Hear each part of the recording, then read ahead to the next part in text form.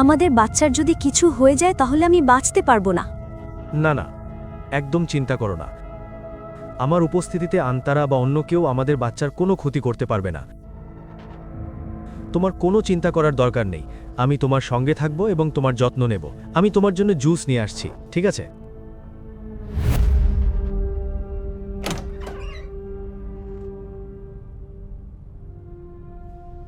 এখনো পর্যন্ত ছবিগুলো কেন আসেনি? ম্যাডাম, মেয়েটা ছাড়া আমরা ছবি কোথা থেকে পাঠাবো? আমরা সারা রাত তাকে খুঁজেছি কিন্তু পাইনি। কোথায় উধাও হয়ে গেল?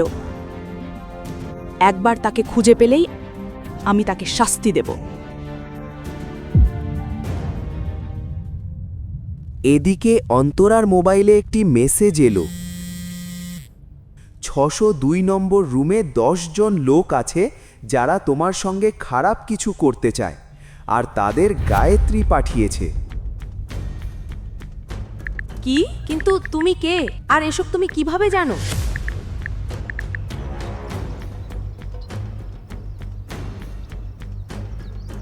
আমি সেই ব্যক্তি যে গতরাতে তোমার সঙ্গে ছিলাম।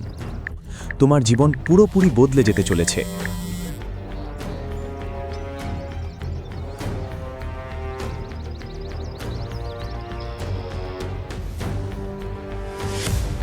তুমি কি জানো গতরাতে আমার সঙ্গে কি হয়েছিল আর কিভাবে আমি এক রাতেই 7 মাসের গর্ভবতী হয়ে গেলাম?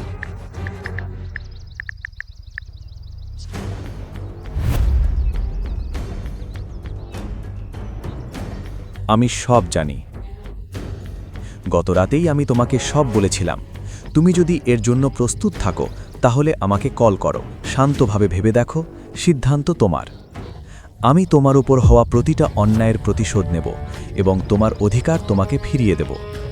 তোমার নিজের মিস্টার শ্যাডো।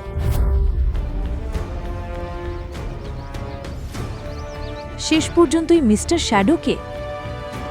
আর গতরাতে কি হয়েছিল আমি কিছুই কেন মনে করতে পারছি না? এই সব প্রশ্নের উত্তর শুধু মিস্টার শ্যাডোই দিতে পারে। ভয় আর উৎকণ্ঠায় অন্তরা অবশেষে মিস্টার শ্যাডোকে ফোন করল।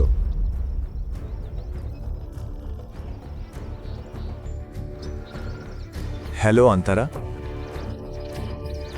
আমি জানতাম তুমি ফোন করবে। বলো, তুমি কি সিদ্ধান্ত নিয়েছো? তুমি কে? আর তুমি আমার থেকে কি চাও? আমার সঙ্গে যা হয়েছে তার প্রতিশোধ নিতে তুমি কেন চাও? আমি তোমার বন্ধু না শত্রু তার সময়ই বলবে। কিন্তু একটা কথা মনে রেখো, এই মুহূর্তে তোমার প্রতিটা শত্রুই আমার শত্রু। যতক্ষণ না আমি তোমার উপর হওয়া অন্যায়ের প্রতিশোধ নিচ্ছি। কে এই মিস্টার শ্যাডো? আর অন্তরার কাছ থেকে সে আর কি চায়? অন্তরার ওপর হওয়া অন্যায়ের প্রতিশোধ সে কেন নিতে চায়? সেই রাতেই আসলে অন্তরার সঙ্গে কি ঘটেছিল? কিভাবে অন্তরা একদিনেই 7 মাসের গর্ভবতী হয়ে গেল? তার কাঁধের দাগের মানে কি? তানভীও কি এই সব কিছুর সঙ্গে জড়িত? আর সে কি শর্ত দিয়েছিল অন্তরাকে? অন্তরার জীবনে এরপর কি হতে চলেছে? হ্যালো অন্তরা, আমি জানি 5 লাখ টাকা খুব কম। হ্যাঁ, কিন্তু খুব তাড়াতাড়ি আমি ওই অ্যাকাউন্টে আরও টাকা জমা করব। মিস্টার শ্যাডো, তুমি যেই হও না কেন আমার সম্পর্কে দুটো বিষয় পরিষ্কার করে বুঝে নাও। প্রথমত, আমি গতরাতে নেশাগ্রস্ত ছিলাম এবং আমাদের মধ্যে যা কিছু হয়েছে তা একটা ভুল। আর দ্বিতীয় বিষয় হলো, আমার কাছে টাকা না থাকলেও আমার বিবেক এখনো মরে যায়নি। আমাকে সাহায্য করতে যাওয়ার জন্য ধন্যবাদ, কিন্তু আমি তোমার টাকা চাই না। অন্তরা, আমি তোমাকে সিদ্ধান্ত নেওয়ার আগে ভালো করে ভাবতে বলেছিলাম। আর তুমি এত তাড়াহুড়ো করে এটা কেন করছো?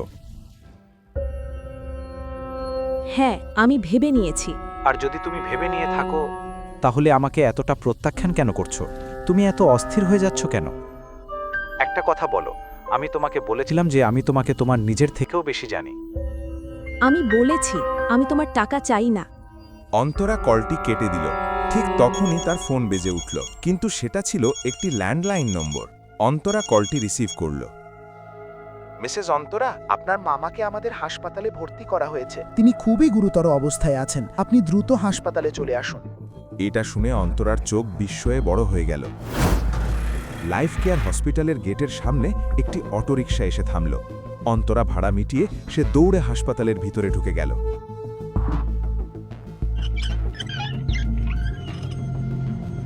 Excuse me sister, Mukund Bansal আমার মামা, ওনার কি হয়েছে? হ্যাঁ, তিনি সকালে চেকআপের জন্য এসেছিলেন, তারপর একটা ফোন পান। হঠাৎই তার রক্তচাপ কমে যায়, তিনি এখন আইসিইউতে আছেন। এটা শুনে অন্তরা খুব নার্ভাস হয়ে পড়ল। মুকুন্দ বনসল ছিলেন গায়ত্রীর বাবা এবং অন্তরার বড় মামা। তিনি আগে হার্ট অ্যাটাক করেছিলেন, আর তিনি ছোটবেলা থেকে অন্তরাকে মা বাবা দুজনের ভালোবাসা দিয়েছিলেন। অন্তরার চোখে জল এসে গেল। তখনই আইসিইউর ডাক্তার বাইরে এলেন। ডক্টর, ডক্টর, আমি অন্তরা, মুকুন্দ বনসাল আমার মামা, উনি কি ঠিক আছেন? দেখুন, তার অবস্থা খুবই সংকটজনক। আমাদের অপারেশন করতে হবে, আমরা আর অপেক্ষা করতে পারি না। দয়া করে 3 লক্ষ টাকা জমা দিন, যাতে আমরা দ্রুত অপারেশন শুরু করতে পারি। আমি টাকা জোগাড় করছি ডক্টর, আপনি অপারেশন শুরু করুন। আমি দুঃখিত অন্তরাজি, আমরা অগ্রিম টাকা ছাড়া অপারেশন শুরু করতে পারবো না। এটা হাসপাতালের নীতির বিরুদ্ধে।